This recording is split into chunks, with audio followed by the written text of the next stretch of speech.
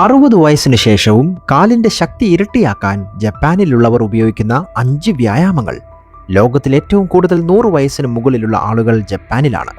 80 വയസ്സിന് ശേഷവും ശക്തമായ കാലുകൾ നിലനിർത്തുക എന്ന അവിശ്വസനീയമായ നേട്ടം അവിടെയുള്ള മുതിർന്നവരും പ്രായമായവരും നേടിയിട്ടുണ്ട്.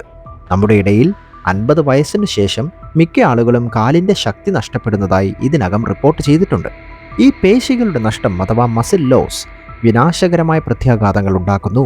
കസേരകളിൽ നിന്ന് എഴുന്നേൽക്കാൻ ബുദ്ധിമുട്ട്, പടികൾ കയറാൻ ബുദ്ധിമുട്ട്, ഒരു കാലത്ത് ലളിതമായിരുന്ന നടത്തത്തിൻ്റെ ദൂരം, വാർദ്ധക്യത്തിൽ സ്വാതന്ത്ര്യം നഷ്ടപ്പെടാനുള്ള പ്രധാന കാരണമായ വീഴ്ചകളുടെ സാധ്യത ഇവയൊക്കെ ഗണ്യമായി വർദ്ധിക്കുന്നു. ഞങ്ങൾ ആരംഭിക്കുന്നതിന് മുമ്പ് നിങ്ങളുടെ പേരും നിങ്ങൾ ഞങ്ങളുടെ വീഡിയോ കാണുന്ന സ്ഥലവും ഇപ്പോൾ തന്നെ കമൻറ്റ് ബോക്സിലോട്ട് ഞങ്ങളോട് പറയുമല്ലോ.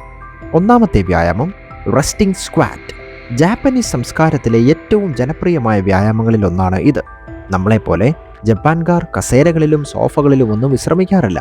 കാരണം ഇത് മനുഷ്യ ശരീരത്തിന് അസ്വാഭാവികമാണെന്നും കാലക്രമേണ പോസ്റ്ററിനെ ദോഷകരമായി ബാധിക്കുമെന്നും അവർ തിരിച്ചറിയുന്നു.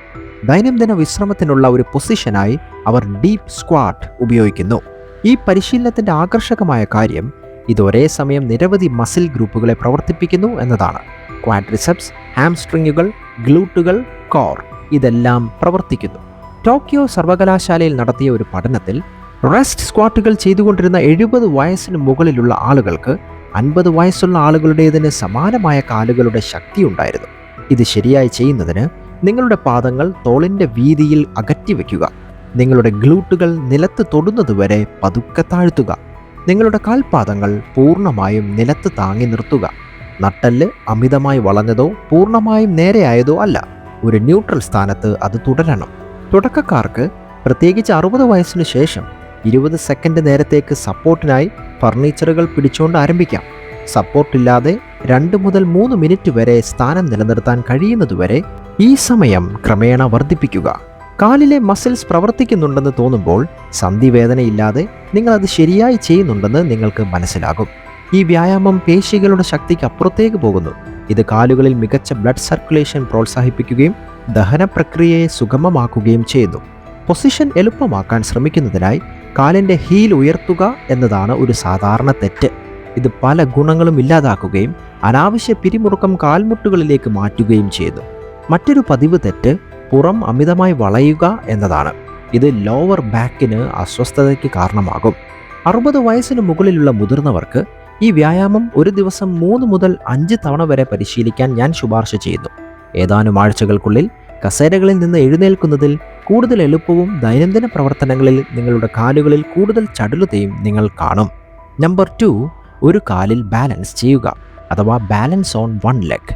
ഒരു കാലിൽ മാത്രം നിൽക്കുന്നത് കണങ്കാൽ, കാൽമുട്ട്, ഇടുപ്പ്, കോർ എന്നിവയുടെ സ്ഥിരത നൽകുന്ന മസിലുകളെ തീവ്രമായി പ്രവർത്തിക്കുന്നു. ഇത് വീഴ്ചകൾ തടയാൻ ആവശ്യമായ പേശികളാണ്. പരമ്പരാഗത വ്യായാമങ്ങളിൽ നമ്മൾ സാധാരണയായി ഉപയോഗിക്കാത്ത പേശികളെ ശക്തിപ്പെടുത്താനുള്ള കഴിവിലാണ് ഈ വ്യായാമത്തിൻ്റെ ഭംഗിയിരിക്കുന്നത്. പല്ല് തേയ്ക്കുമ്പോഴോ ലിഫ്റ്റിനായി കാത്തിരിക്കുമ്പോഴോ പോലുള്ള ദൈനംദിന നിമിഷങ്ങളിൽ പോലും ജപ്പാൻകാർ ഈ പരിശീലനം ഉൾപ്പെടുത്തുന്നുണ്ട്. അതിശയിപ്പിക്കുന്ന ഒരു വസ്തുതയുണ്ട്. പ്രായമുള്ള ജാപ്പനീസുകാരിൽ 10 വർഷത്തിലധികം നടത്തിയ ഒരു പഠനം വെളിപ്പെടുത്തുന്നത് ദിവസവും ഒരു കാലിൽ ബാലൻസ് ചെയ്യുന്നത് പരിശീലിക്കുന്നവർക്ക് ഇടുപ്പ് ഒടിവുകൾ ഉണ്ടാകാനുള്ള സാധ്യത 60%, വീഴാനുള്ള സാധ്യത 40% കുറഞ്ഞു എന്നാണ്. അതിലും ശ്രദ്ധേയമായൊരു വസ്തുത, ദൈനംദിന പ്രവർത്തനങ്ങൾ നടത്താനുള്ള ആത്മവിശ്വാസത്തിൽ 80% പേർ ഗണ്യമായ വർധനവ് റിപ്പോർട്ട് ചെയ്തു. ഇത് ശരിയായി ചെയ്യുന്നതിന് ആവശ്യമെങ്കിൽ നിങ്ങൾക്ക് സപ്പോർട്ടിനായി ഒരു മതിലിനോ ഫർണിച്ചറിനോ സമീപം നിൽക്കാൻ തുടങ്ങുക. നിങ്ങളുടെ ശരീരഭാരം ഒരു കാലിലേക്ക് മാറ്റി മറ്റേ കാൽ തറയിൽ നിന്ന് ചെറുതായി ഉയർത്തുക. കാല് അധികം ഉയർത്തേണ്ട ആവശ്യമില്ല. 60 വയസ്സിന് മുകളിലുള്ള തുടക്കക്കാർക്ക് സപ്പോർട്ടോടെ 10 മുതൽ 15 സെക്കൻഡ് വരെ പൊസിഷൻ നിലനിർത്തിക്കൊണ്ട് ആരംഭിക്കുക. കാലുകൾ മാറി മാറി 3 തവണ റിപ്പീറ്റ് ചെയ്യുക. പിന്തുണയില്ലാതെ ക്രമേണ 60 സെക്കൻഡ് വരെ അത് വർദ്ധിപ്പിക്കാം. പലർക്കും അറിയാത്ത കാര്യം, ഈ വ്യായാമം നിങ്ങളുടെ റിഫ്ലെക്സുകളെ പരിശീലിപ്പിക്കുകയും നിങ്ങൾ വീഴുമ്പോൾ നിങ്ങളുടെ ശരീരം കൂടുതൽ വേഗത്തിൽ പ്രതികരിക്കാൻ സഹായിക്കുന്ന പുതിയ ന്യൂറൽ പാത്വേസ് സൃഷ്ടിക്കുകയും ചെയ്യുന്നു എന്നതാണ്. പലരും ചെയ്യുന്ന ഒരു തെറ്റ് കാൽ വളരെയധികം ഉയർത്തുക എന്നതാണ്. ഇത് ഇടുപ്പിനെ ഡിസ്ലൊക്കേറ്റ് ചെയ്യുകയും അനാവശ്യമായി ബുദ്ധിമുട്ട് വർദ്ധിപ്പിക്കുകയും ചെയ്യുന്നു. വ്യായാമ സമയത്ത് തോളുകൾ വളരെയധികം പിരിമുറുക്കുക എന്നതാണ് മറ്റൊരു സാധാരണ തെറ്റ്. ദിവസവും 5 മിനിറ്റ് മാത്രം പരിശീലിക്കുന്നത് കാലിൻ്റെ ശക്തിക്കും സ്ഥിരതയ്ക്കും കാര്യമായ നേട്ടങ്ങൾ ഇത് നൽകുന്നു. Number 3, horse stance. ജാപ്പനീസ് സംസ്കാരത്തിൽ കിബഡാച്ചി എന്നറിയപ്പെടുന്ന ഈ പുരാതന വ്യായാമം ആയോധനകല പരിശീലനത്തിൻ്റെ ഒരു അടിസ്ഥാന ഭാഗമാണ്.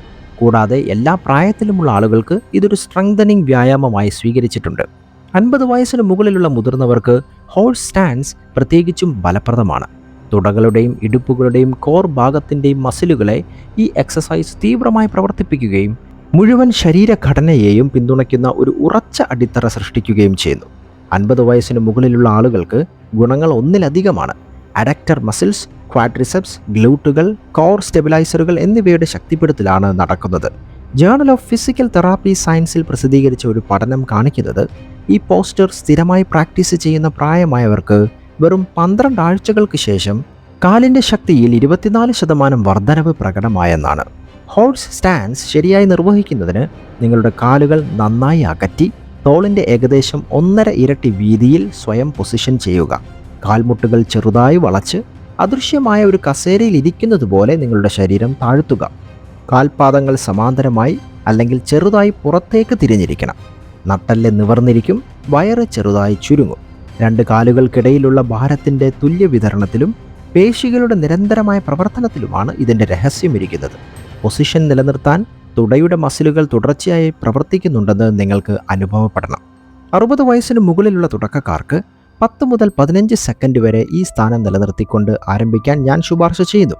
ദിവസേന 3 സെറ്റുകൾ ചെയ്യുക. തുടകളിൽ നേരിയ കത്തുന്ന സെൻസേഷൻ സൃഷ്ടിക്കണം. അതാണ് അതിൻ്റെ ശരിയായ സ്ഥാനം. പക്ഷേ സന്ധിവേദനയില്ലാതെ വേണം ഇത് ചെയ്യാൻ. നിങ്ങൾ ശക്തി പ്രാപിക്കുമ്പോൾ 60 മുതൽ 90 വരെ തുടർച്ചയായ സെക്കൻഡുകളിൽ എത്തുന്നതുവരെ ഈ പൊസിഷനിൽ ചെലവഴിക്കുന്ന സമയം ക്രമേണ വർദ്ധിപ്പിക്കുക. ചലഞ്ച് വർദ്ധിപ്പിക്കുന്നതിന് പതുക്കെ കാലിൻ്റെ ഹീൽ ഉയർത്തുക, അല്ലെങ്കിൽ ചെറിയ അനക്കങ്ങൾ മുകളിലേക്കും താഴേക്കും ചെയ്യുക. കാൽമുട്ട് പ്രശ്നമുള്ളവർക്ക് ഈ വ്യായാമം വിപരീത ഫലമാണ് നൽകുന്നത്. എന്നാൽ 50 വയസ്സിന് മുകളിലുള്ള മിക്ക മുതിർന്നവർക്കും ഓട്ടം, ചാട്ടം പോലുള്ള വ്യായാമങ്ങളുടെ ആഘാതമില്ലാതെ കാലുകൾ ശക്തിപ്പെടുത്തുന്നതിനുള്ള സുരക്ഷിതവും ഫലപ്രദവുമായ മാർഗമാണ് ഇത്. നിങ്ങൾ തുടരുന്നതിന് മുമ്പ് ഞങ്ങളുടെ ചാനൽ സബ്സ്ക്രൈബ് ചെയ്യാൻ മറക്കരുത്. വീഡിയോ ഇപ്പോൾ തന്നെ ലൈക്ക് ചെയ്യുമല്ലോ. മുതിർന്നവരുടെ ലോകത്തിലെ എല്ലാ വിശേഷങ്ങളും നിങ്ങൾക്ക് ഈ ചാനൽ ലഭിക്കും. നമ്പർ 4, സാംബ. സാംബ എന്നറിയപ്പെടുന്ന ജാപ്പനീസ് ലോഞ്ചിവിറ്റിയുടെ അത്ര അറിയപ്പെടാത്ത രഹസ്യങ്ങളിലൊന്നാണ് ഈ മന്ദഗതിയിലുള്ളതും ധ്യാനാത്മകവുമായ നടത്ത രീതി. ഹീൽ അഥവാ കുതികാൽ, പാദത്തിൻ്റെ മധ്യഭാഗം, കാൽവിരലുകൾ എന്നീ ക്രമങ്ങൾ പിന്തുടർന്ന് ഓരോ ഘട്ടത്തെയും കുറിച്ചുള്ള പൂർണ്ണ അവബോധത്തിൽ ഇത് ശ്രദ്ധ കേന്ദ്രീകരിക്കുന്നു. ഈ വ്യായാമത്തെ പ്രത്യേകിച്ച് വിലപ്പെട്ടതാക്കുന്നത് അതിൻ്റെ ഇരട്ട സ്വഭാവമാണ്. ഒരേ സമയം ശാരീരികവും മാനസികവുമായ ശക്തിപ്പെടുത്തലാണ്. സജീവമായ ധ്യാനത്തിൻ്റെ ഒരു രൂപമായി ജപ്പാൻകാർ പലപ്പോഴും സെൻ ഗാർഡനുകളിലോ പാർക്കുകളിലോ ഒക്കെ സാംബ പരിശീലിക്കുന്നുണ്ട്. 65 വയസ്സിന് മുകളിലുള്ള ജാപ്പനീസ് മുതിർന്നവരിൽ നടത്തിയ പഠനങ്ങൾ ശ്രദ്ധേയമായ ഫലങ്ങൾ കാണിച്ചു. കൈകാലുകളിലെ ബ്ലഡ് സർക്കുലേഷനിൽ 50% പുരോഗതി, വീഴ്ചകളിൽ 40% കുറവ്, വെറും 3 മാസത്തെ പതിവ് പരിശീലനത്തിന് ശേഷം ഡൈനാമിക് ബാലൻസിൽ വരെ 50% വർധനവുണ്ടായി.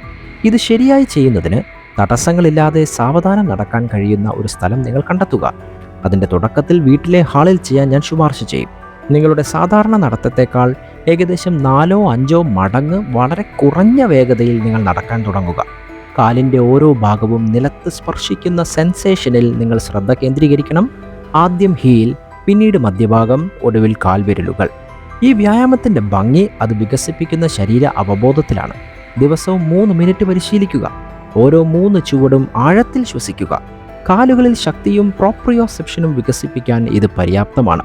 ചുവടുകളുടെ ഓരോ ഘട്ടത്തിലും ശ്രദ്ധ ചെലുത്താതെ യാന്ത്രികമായി നടക്കുക എന്നതാണ് ഒരു സാധാരണ തെറ്റ്. വ്യായാമം വളരെ വേഗത്തിൽ ചെയ്യുക എന്നതാണ് മറ്റൊരു പതിവ് തെറ്റ്. ദൂരം പിന്നിടുക എന്നതല്ല ഇതിൻ്റെ ലക്ഷ്യം, മറിച്ച് ഓരോ ചുവടുവെപ്പിൻ്റെയും ഗുണനിലവാരവും അവബോധവുമാണ് എന്ന് ഓർമ്മിക്കുക.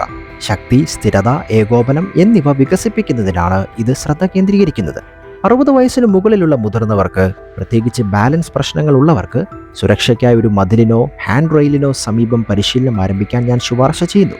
ആത്മവിശ്വാസം വർദ്ധിക്കുന്നതിനനുസരിച്ച് ചലഞ്ച് വർദ്ധിപ്പിക്കുന്നതിന് തുറസായ സ്ഥലങ്ങളിലും വ്യത്യസ്ത തരം പ്രതലങ്ങളിലും പരിശീലിക്കുക. Number 5, heel races.